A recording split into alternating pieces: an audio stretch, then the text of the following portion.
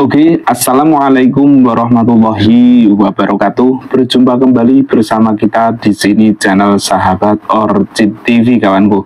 Dan oke, mudah-mudahan sahabat-sahabatku semuanya tetap selalu dalam kebaikan, dimudahkan segala urusannya, dilancarkan rezekinya, dan dikabulkan semua hajat-hajatnya. Amin ya robbal alamin. Dan oke, di video kali ini kita akan membawakan kajian singkat daripada beliau, yaitu Gus Baha, dengan tema pesan penting buat Ustadz viral. Mari kita simak videonya sampai akhir selesai biar kita tidak gagal paham atau salah paham dalam mensikapi apa yang disampaikan daripada beliau, yaitu Gus Baha. Mari kita simak videonya. Let's go. Pertama dari Pak Adi, perwakilan dari Blora Gus. Perkembangan sekarang ini banyak penyeramah yang muncul, namun terkadang terjadi perbedaan pendapat di antara mereka, sehingga umat yang baru belajar agama seperti kaum milenial menjadi bingung harus mengikuti pendapat ulama yang mana. Bagaimana menyikapi hal tersebut, Gus? Pertanyaan pertama. Pertanyaan kedua dari area Solo, Gus, dari Ahmadi Nugroho.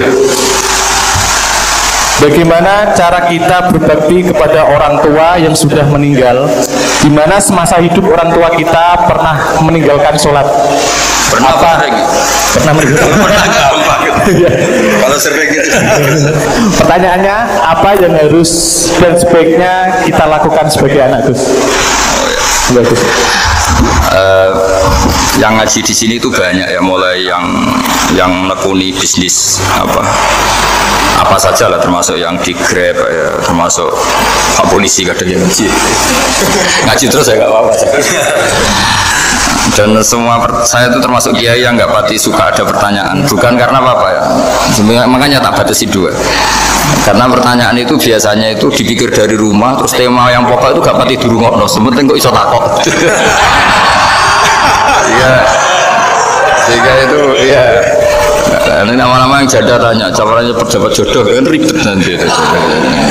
Makanya ya, tapi ya senang saya ada pertanyaan ya senang. Cuma kenapa saya tidak membuka terbuka, karena tema kita kan kiai ya, kiai itu kayak dokter, tahu misalnya saya tadi tema itu supaya orang itu tauhidnya kokoh, karena zaman akhir itu yang paling mengkhawatirkan itu apa?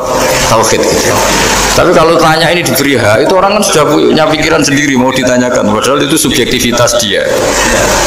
Sehingga tanya ya sudah sekadar, tapi ya nggak apa-apa, tetap saya senang, cuma nggak boleh banyak-banyak. Dua itu sudah kebanyakan. Yang kedua tak jawab serius. Ketika kita punya orang tua yang punya hutang, jadi yang dibahas Nabi itu hutang dulu. Itu karena hak adami. Hak adami itu tuntutan. Jadi kalau dalam kitab fikih itu ada istilah hakwa mabniun alal musamaha wa hakul adami mabniun alal musyaha. Jadi kalau hak Allah itu Allah lebih rileks, karena Allah itu tidak butuh disembah, tidak butuh dipuja-puja. Allah sudah terlalu besar, Al-Qayyum sudah besar sendiri, sehingga Allah itu mudah ngabaikan haknya, itu mudah.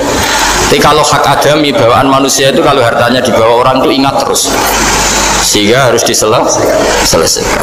Maka Nabi kalau mau mensolatkan danya, tanya punya utang enggak. Tapi kalau orang itu misalnya enggak sholat atau apa, itu Nabi masih ringan. Yang ditanyakan imannya. Bukan berarti kita nyepelekan sholat, enggak. Tapi memang agama ini yang diprioritaskan itu hak adami. Sholat itu super penting, bukan penting lagi super penting.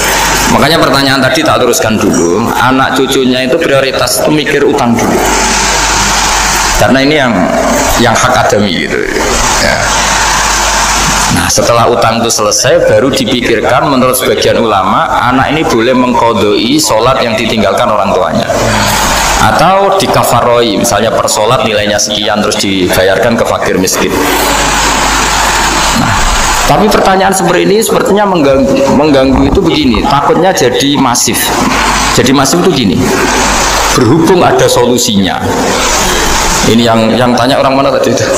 Solo, ini orang Solo ini harus dikasih tahu. Berhubung ada solusinya, jangan-jangan kita yang kaya. Misalnya Pak Yusuf atau Bu Sulis kaya, kalau nak punya tabungan, nak saya tidak usah sholat ya, nanti gampang. Karena persoalannya kan nilainya hanya sekian gitu. Umur saya kan paling tinggal berapa, itu cukup lah apa? Iya cukup untuk mengganti, itu kan ribet. Maka Makanya solusi itu ya kadang tidak baik. Karena nanti dipakai saya naik dewi. Makanya dulu itu terkenal ada guyonan seorang kiai ditanya, ini guyonan nyata. Pak Kiai, katanya Kiai itu orang suci, tapi kadang-kadang kok maksiat juga. Si Kiai ini jawabnya ngawur sekali. Justru yang boleh maksiat tuh Kiai, kamu nggak boleh. Terus kenapa Pak Kiai? Dia tahu caranya tobat, kamu nggak tahu. Jadi yang melanggar hukum itu kan yang pakar hukum, tahu itu. Tahu ilmunya, cara melanggar tapi nggak bisa dipidanakan itu. Punya penghapusnya Gus. Ya punya penghapusnya, itu kan ribet kan. Artinya gini ya, yang orang Solo tadi, kalau kadung terjadi orang tua kita ada sholat, kalau kadung terjadi orang tua kita ada sholat atau pernah meninggalkan sholat, kita sebagai kiai itu punya cara supaya yang untung tuh fakir miskin. Misalnya kita fatwa dikasih fidyah atau fida atau apa. Tapi ini bukan cara yang jadi solusi, karena takutnya nanti jadi gerakan masif tadi. Gerakan tidak usah sholat diganti, ya itu kan ribet jadi. Tapi kalau sampai ingin berbuat baik sama orang tua yang nggak pernah sholat, saran saya satu, hak adamnya selesaikan dulu, karena memang dalam syariat Islam nomor satu itu hak. Masyhur itu kan ketika ada jenazah Nabi itu nggak tanya orang itu sholat nggak, dan tanya kan punya utang nggak gitu. Sehingga kalau di kampung-kampung di mana-mana kalau ngelepas jenazah kan kalau ada hak adami diambil alih keluarga supaya mayit ini ketemu Allah tanpa ada hak adami kan gitu, semuanya kan ya kan yang diselesaikan kan adami dulu, utang piutang itu tadi. Ya gitu ya, jadi tidak semua solusi itu baik karena takutnya tadi loh, jadi gerakan tadi. Makanya kita jadi kiai sering bingung gitu karena mau gak fatwa itu ada yang tanya, mau fatwa takutnya tadi.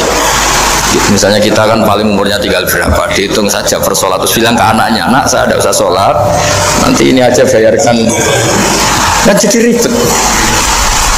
Nah, yang pertanyaan pertama tadi tentang apa? Bedanya ini apa penceramah? Nah, menceramah. Itu agak provokatif. Beda itu ada dua, beda karena bodoh, itu memang harus kita tinggalkan. Yang beda karena bodoh.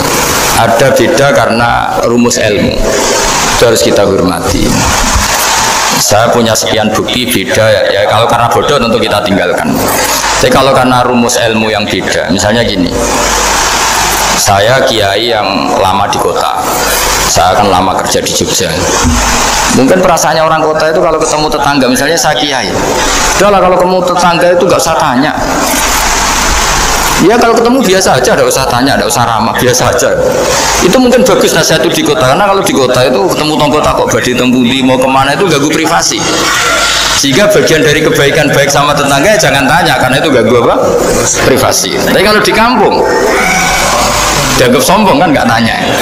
Nah hal-hal seperti ini itu perbedaan karena ilmu. Memang di kota kulturnya seperti itu, di kampung seperti ini. Nah itu bukan perbedaan karena kondisi muqtadul hal, memang kondisinya berbeda. Ya kondisinya apa? Berbeda. Misalnya saya sebagai kiai kan bayangkan kiai itu suka lah ngaji ibadah itu. Terus kamu karena orang kota sukanya pizza, Gus sini Gus ayo naik makan pizza bareng, kan saya malah terganggu. Kamu niatnya hormat tapi ganggu karena sehingga dulu sahabat, ini cerita sahabat, ada sahabat yang ditanya tabiin itu generasi setelah sahabat. Sifli wajah Rasulillah, tolong jelaskan ke kami wajah Rasulillah Shallallahu Alaihi Wasallam. Ini sahabatnya nangis. Oh maaf sekali, saya tuh gak pernah melihat wajahnya Nabi meskipun saya berpuluh-puluh tahun jadi sahabat. Juga gak pernah soal Nabi. Saya sering jamaah sama beliau. Ditanya kenapa? Saya itu sungkan. Beliau terlalu wibawa. Jadi bentuk penghormatan sahabat ini kepada Nabi justru gak berani melihat wajahnya. Dan bukti penghormatan pada Nabi dia gak pernah sowan. Nabi itu punya anak, punya istri, punya cucu. Kalau sowan itu ganggu. Sehingga dia cara berpikir ya itu bentuk hormatnya. Ya itu ya sah saja dia cara berpikir ditakdir begitu. Tapi ada beberapa sahabat yang justru saking cintanya sering melihat wajah Nabi, sering sowan Nabi. Itu hanya dia cara berpikir begitu. Ya kira-kira seperti itu. Jadi perbedaan itu ada dua. Ada yang karena bodoh, itu tidak kita ikuti. Tapi ada perbedaan karena pengetahuan. Ya kalau karena pengetahuan harus kita ikuti karena memang itu ya itu kan urusan sudut pandang. Dulu ketika Mekah dikuasai Sayyidina Umar, setelah Fathu Mekah dan Umar sudah kuat betul, itu banyak sahabat yang dulunya orang Mekah. Itu sama Umar disuratin, cobalah kembali ke Mekah. Di Mekah itu kamu sholat di Masjid Haram sebagaimana 1000 sholat. Sekarang Mekah aman milik kamu, silahkan kembali ke Mekah. Tapi jawabnya sahabat tuh nggak mau. Paling di Mekah hanya dapat pahala 1000 sholat. Tapi kalau mengislamkan orang di daerah-daerah pedalaman itu Gabul Ambiya. Ciri khas Nabi itu yang membenarkan orang itu, bukan di satu tempat. Terus sampai nambah surat ini, wa'alam anal ardo lam tuqaddis ahad, dan bumi itu tidak bisa loh mensucikan orang. Abu Lahab itu orang Mekah, Abu Jahal orang Mekah, tapi tetap begitu. Akhirnya jenis ini berpikir, ya sudah agak di Mekah nggak apa-apa. Andai kan Mekah itu bisa mensucikan orang, nggak ada Abu Jahal, nggak ada Abu Lahab. Akhirnya para sahabat nggak kembali ke Mekah, tapi berkelana ke Syria, ke Sam. Akhirnya ada Islam di mana-mana. Tapi ada juga yang Mekah itu kota suci, harus diisi orang-orang suci supaya yang brengsek-brengsek nggak di sana. Ya sudah, cara berpikir begitu. Nah ini cerita ya. Jadi sudah kalau perbedaan karena ilmu. Ya sudah memang karena ilmu. Nah itu nggak apa-apa. Nah kalau sama tanya, lalu bedanya apa Gus? Yang beda karena ilmu karena ya lihat saja kalau dia orang pinter bacanya banyak berarti bedanya karena ilmu. Tapi kalau nggak pinter kok berbeda ya berarti karena nggak tahu. Ya kira-kira. Satu kan ya. Faslun fi doa bil imamah fiddin. Kita berdoa supaya jadi pemimpin juga. Allah Taala wa ja'alna lil muttaqina imama. Jadi kalau kamu menjadi takwa itu otomatis jadi imam. Maksudnya panutan. Wasali lisana sidqin fil akhir. Ini miliknya Nabi itu berdoa, ya Allah supaya saya dipuja-puja, dipuji-puji setelah saya meninggal. Karena tadi setelah orang itu berstatus soleh, setelah orang berstatus soleh dipuji itu tidak masalah, nanti kan orang mengenang. Masya Allah Pak Zardasi dulu ahli sholat, ahli sedekah, kan tidak masalah. Tapi bukan karena hadir nafsi, supaya orang yang meniru sedekahnya dan salatnya. Dulu juga itu istiqomah ngajar di mana-mana ngajar.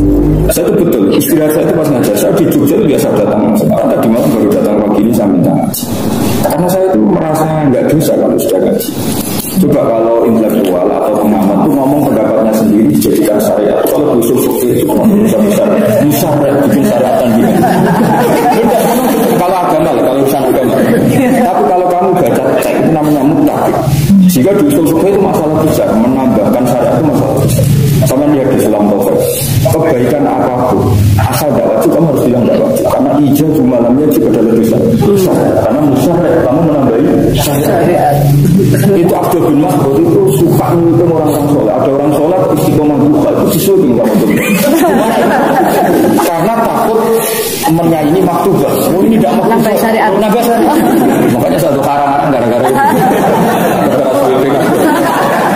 Iya, aneh kalau yang dari awal gak wajib jangan diwajibkan. Itu kayak apa Rasulullah muji dia Ramadan? Jadi beliau sendiri melakukan hanya hari keempat. Karena kalau Rasulullah selalu melakukan akan dia belum menjaga konstitusi ilmu. Nah, setelah aman, benar-benar aman bahwa itu gak akan difahami sebagai wajib, baru sahabat rutin. Itu setelah aman, benar-benar gak disalahpahami sebagai wajib. Kayak apa baiknya pakai sikatan siwak orang mau lapor teman. Oke kawanku, jangan cuma berhenti di sini karena ngaji kui penting. Kata beliau yaitu Gus Bah, ngaji kui penting cung. Maka dari itu, mari kita rampungkan kajian daripada beliau. Jangan cuma berhenti di sini. Mari kita lanjutkan. Let's go. Baca sikatan, maka melapor pengiran tidak siwak.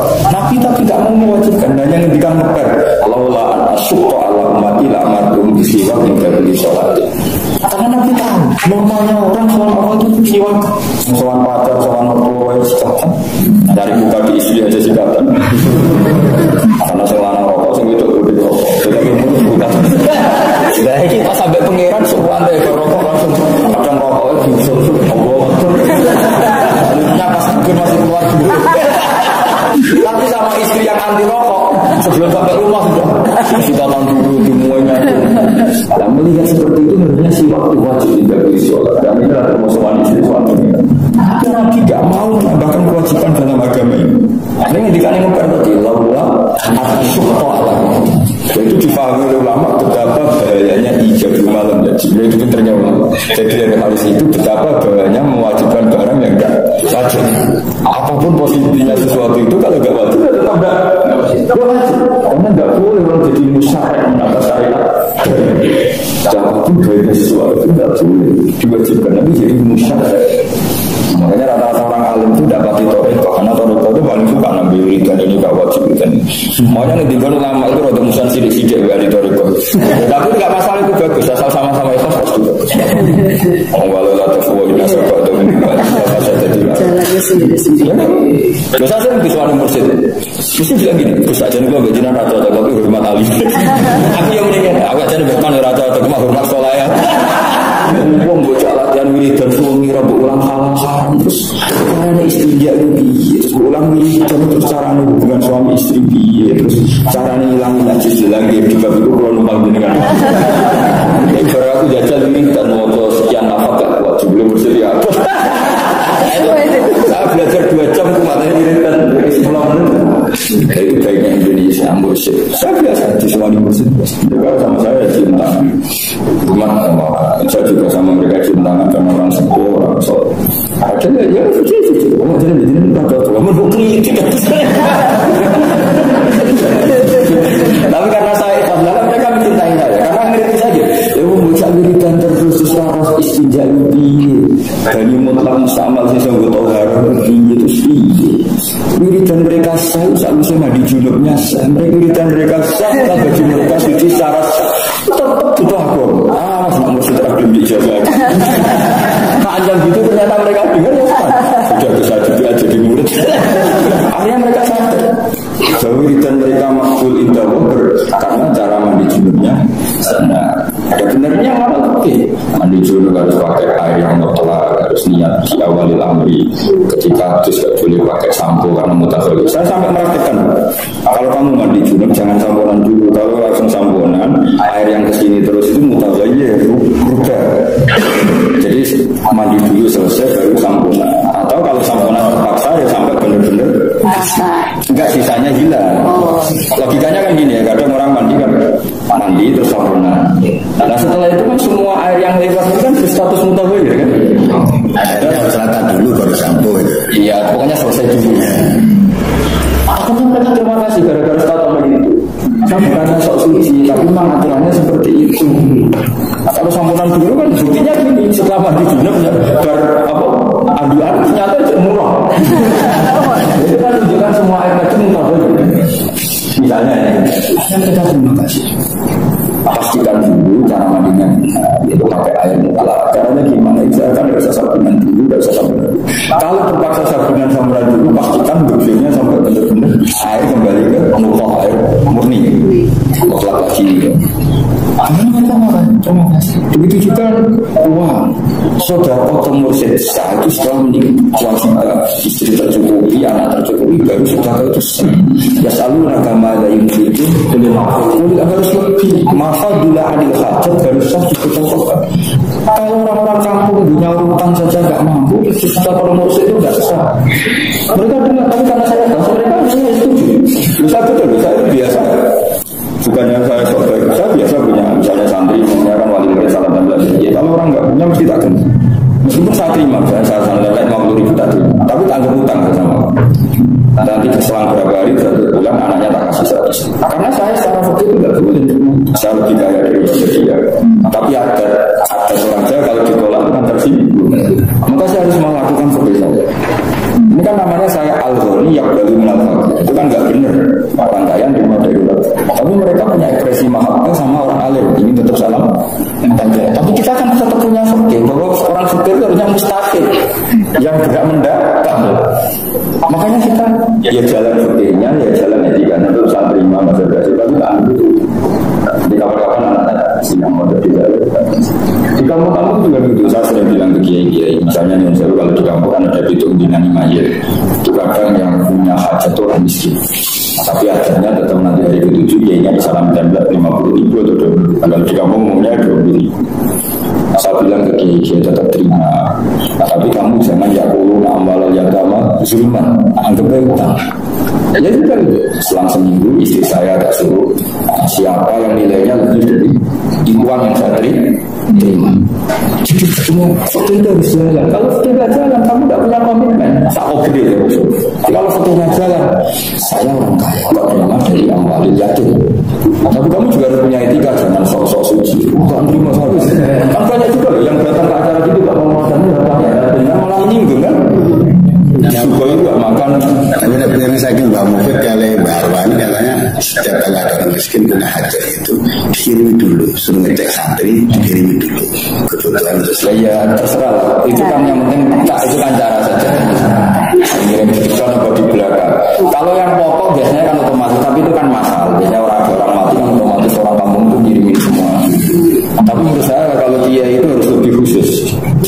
Dan jumlahnya yang lebih signifikan. Ya kan, ya itu sama yang kita ceritakan. Filosofinya orang soleh itu fakirnya jalan. Yang penting nggak boleh nerima dari orang fakir secara membagi kita. Jika dipilihannya bisa kamu kirim di depan atau di belakang penting. Nah, kalau kita tidak ngomong fakir itu, malah menyuruh orang-orang yang nggak ambil ilmu itu ya ada kan menerima. Termasuk yang benefit kalau sudah punya rumah masalah untuk rakyat itu dosa. Karena makan gaji dari rakyat. Jadi harus punya kemampuan. Jadi sumber gaji itu juga bahagiakan rakyat itu.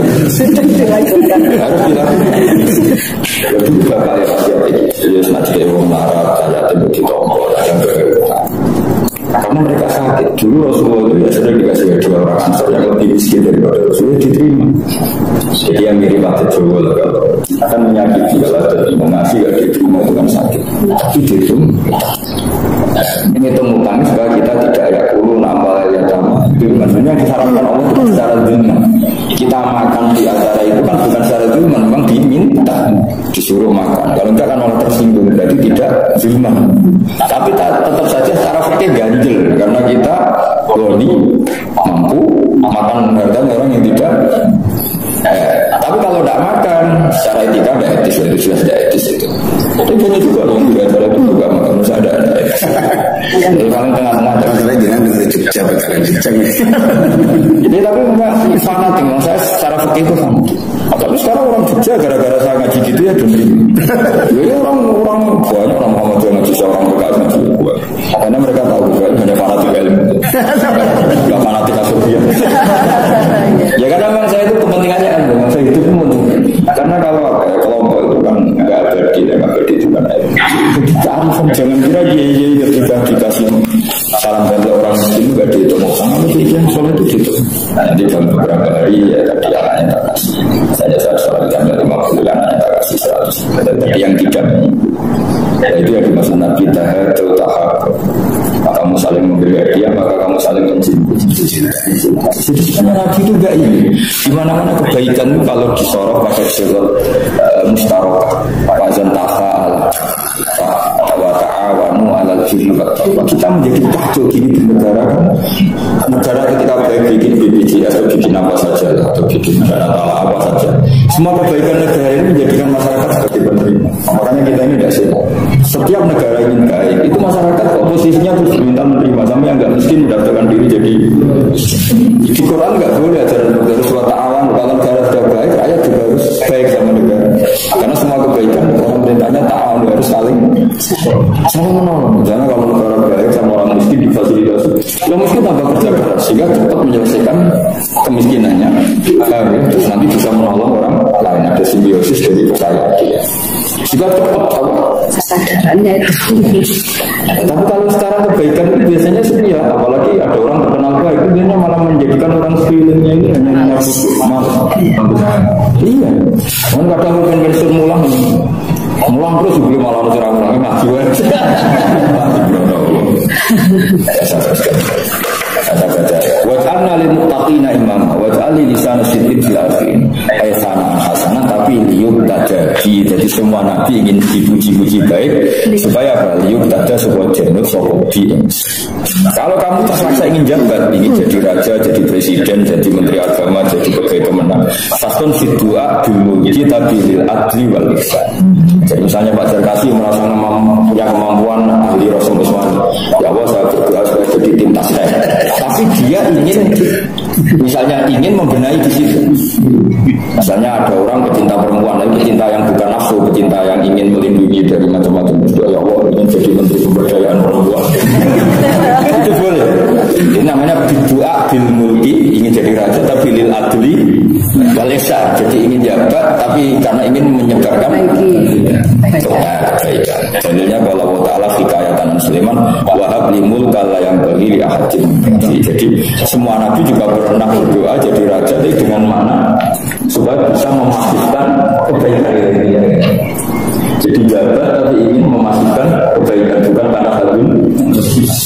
Misalnya ada orang alim alama, masa ada peluang jadi kodi fakir dia daftar. Supaya jadi kodi benar-benar ahli, bukan karena ingin gajinya. Kayak apa? Kudu nyokok. Aku tidak dia. Assalamualaikum warahmatullahi wabarakatuh. Bismillahirrahmanirrahim. Kita dari masyarakat atau dari tokoh agama atau dari siapapun sebagai warga Indonesia tentu semuanya menolak narkoba dan sangat berkeinginan anak-anak bangsa ini juga bapaknya juga keluarganya semua terbebas dari narkoba. Alhamdulillah dan terima kasih sebagai bangsa yang oleh negara dibentuk juga badan anti narkoba yang sekarang terus dan semua yang terlibat dalam penanganan dan penanggulangan narkoba.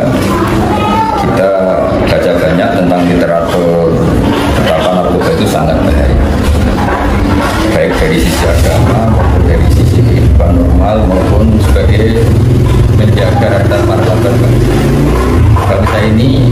Pernah berprestasi mengusir penjajah, tapi akan hancur dan tidak bernilai jika kita semua terjangkit. Hampir semua kecelakaan rata-rata supirnya sebagian besar juga disebabkan kurang fokus, karena sebagian karena ada masalah dengan narkoba. Itu juga pembunuhan, itu juga pelecehan, rata-rata disebabkan. Memang banyak yang tidak disebabkan narkoba, tapi yang kita dalam konteks ini fokus banyak kecelakaan juga di antara sebabnya narkoba, pembunuhan juga disebabkan narkoba, banyak lagi yang disebabkan narkoba. Jadi saya mohon bangsa ini semuanya bahu-membahu untuk melawan. Kedua, bahwa dalam literatur kita di dunia kiai ada cerita tentang ada seorang gaib, orang yang perilakunya baik, itu digoda beberapa kesalahan nggak mau, tapi dia digoda dianggap dosa paling kecil itu mabuk, tapi selama mabuk malah akhirnya dia punya dosa memerkosa dan punya dosa membunuh. Apa efek dari narkoba itu? Maka bangsa ini diantara syarat ketahanannya harus terbebas dari pengaruh narkoba, karena itu punya efek hak kita rusak, perilaku kita rusak, empati kita rusak, kasih sayang kita dan sebagainya dan sebagainya.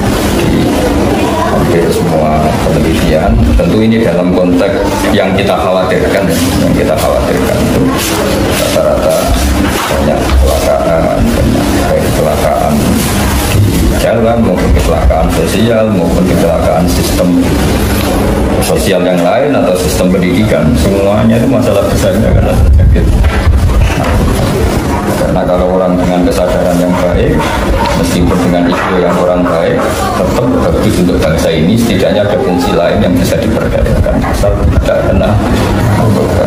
Mungkin anak-anak yang sekolahnya kurang pintar, yang kurang cerdas, asal tidak kena narkoba, insya Allah tetap bisa diperdayakan di masyarakat. Semoga barokahnya ya, nilai-nilai yang dianut para kiai, para ulama, para tokoh agama, para tokoh masyarakat, semuanya itu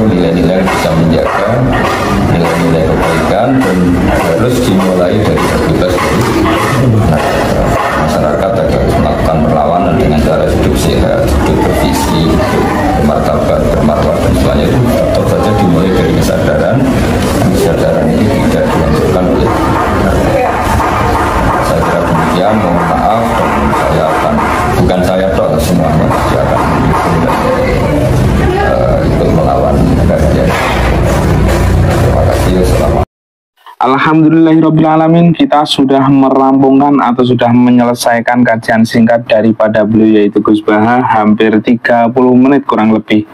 Terima kasih banyak. Mudah-mudahan walaupun kita ngaji hanya lewat YouTube, dianggap sebagai murid beliau. Terima kasih banyak buat sahabatku. Jangan lupa like and subscribe dan nyalakan tombol notifikasinya biar tidak ketinggalan video-video terbaru dari channel Sahabat Orchid TV. Marhaban ya Ramadan. Mudah-mudahan puasanya dilancarkan bagi Anda yang berpuasa, mudah-mudahan dicatat sebagai amal kebaikan. Terima kasih banyak. Wassalamualaikum warahmatullahi wabarakatuh. Bye-bye.